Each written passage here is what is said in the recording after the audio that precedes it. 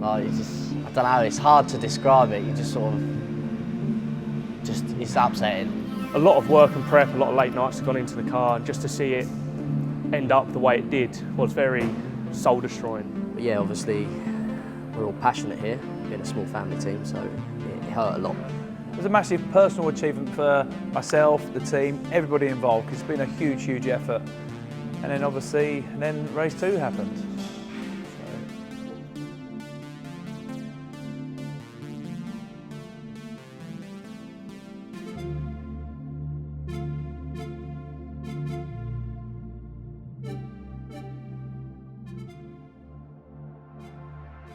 My name's Tony Gillam, team owner of Team Hard Racing.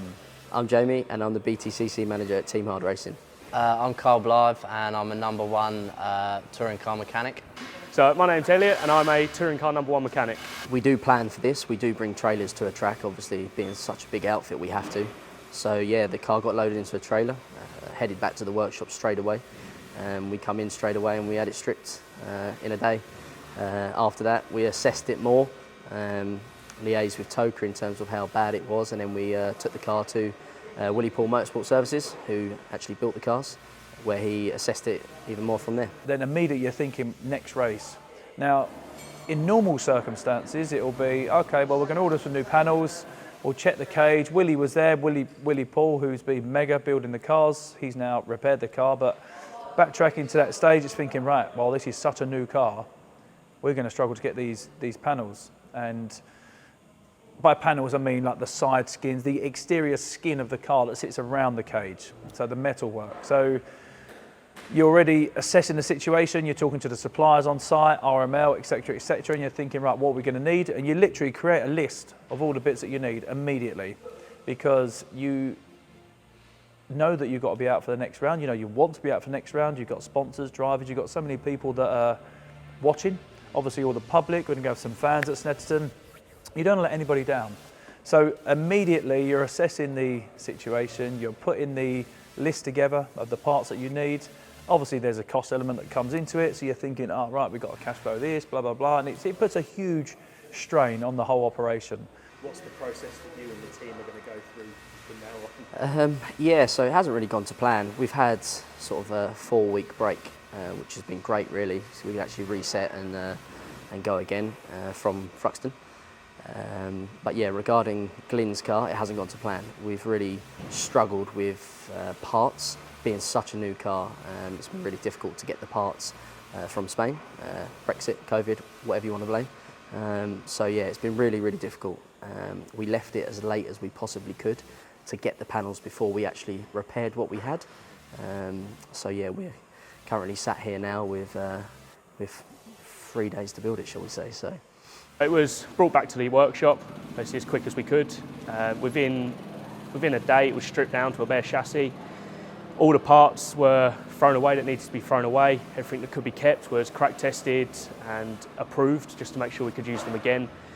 Then it was sent straight to the chassis builders to be inspected to make sure the chassis was straight and the roll cage was all intact. It was then put on the jig. We sent all the new parts up, new sides, new roof. Anything that was damaged was replaced to make it brand new again for Snetterton. We didn't have a straight side on it, unfortunately. So, yeah. You mentioned there the cost. It's a horrible question, but people watching are going to want to know, do you have an indicative pounds and pennies? We're definitely going to be approaching 6 figures. The initial assessment was, we could maybe just do this or just do that. Unfortunately, what's happened was, which has made it slightly more expensive than we initially thought, we ordered the parts, and like the side panels, they came in and they wasn't quite correct for the car because it's less than a year old.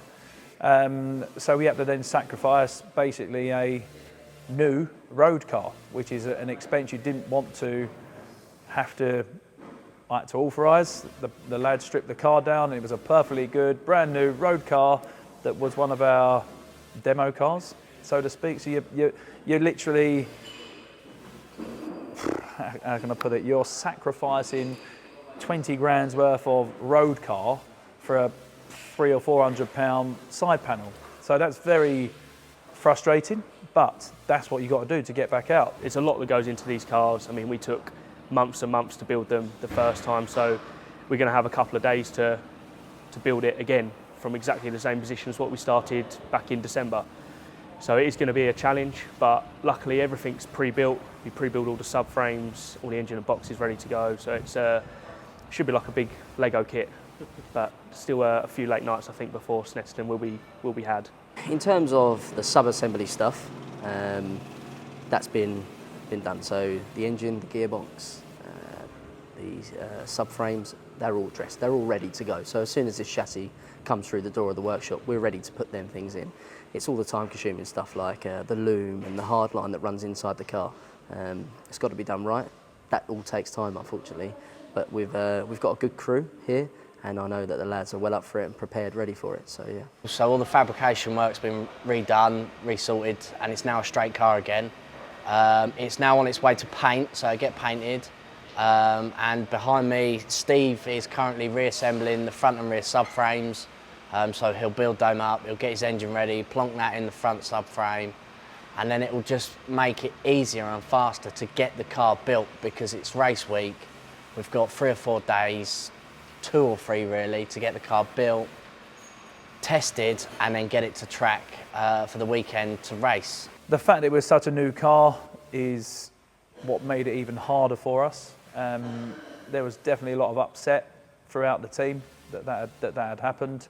Thankfully, Glynn was fine and we're all healthy, but the car was definitely worse aware. Yeah, it's a big challenge because it has a massive knock-on effect commercially as a team. I know Tony's putting the pressure on us for sure. It's just not an ideal situation, but we've all got to just group together and get the job done. There will be no nights, there will be just days. So we'll be round the clock to get it done. The guys will pull together, we'll probably split the operation, get the first chunk of the guys up to Snetterton to set up, get everything ready. Unfortunately, we're not in garages. Snetterton don't quite have enough. Whilst we're top 10 in the championship, we're working out of an awning, unfortunately, so we got that to set up as well. We got Carrera Cup out for the first time, we got Ginetta Super Cup, we got minis. It's a massive operation and it's really going to test us, but that's the challenge. That's what we're here to do. We're here to do the best job possible, to give the best cars possible to the drivers.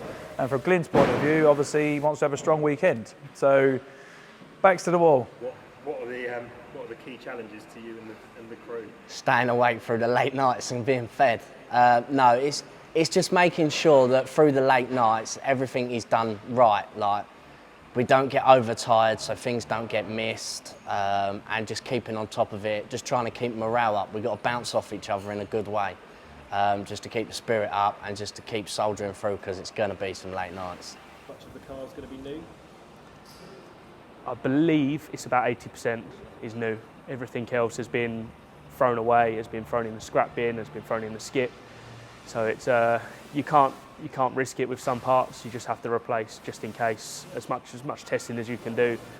But some bits we've thrown away just because, and then the bits that were okay, we have had crack tested and made sure so we don't have any unreasonable failures. It's been a huge undertaking, both in terms of time, expense, like hours, the labour, everything that's gone into it. So it's been made a lot harder by having to refabricate the car rather than just putting new panels on it. We've got all the parts arriving, the car's coming back, so there's no reason, unless anything out of our control, which could happen to anyone, everything within our control will be done to make sure this car rolls out Friday at Snet, ready to race for Saturday and Sunday. It's one thing we're good for, we'll always make it. No matter what happens, it will be out.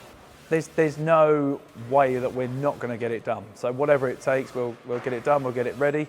It is unfortunate that it's come down to this close to the weekend, but that's the nature of the beast, that's the game that we're in, and that's the cards we've been dealt. So we just got to deal with it. Last one, you can do it, right? Yeah, we'll get it out. She'll be whizzing on the track very shortly.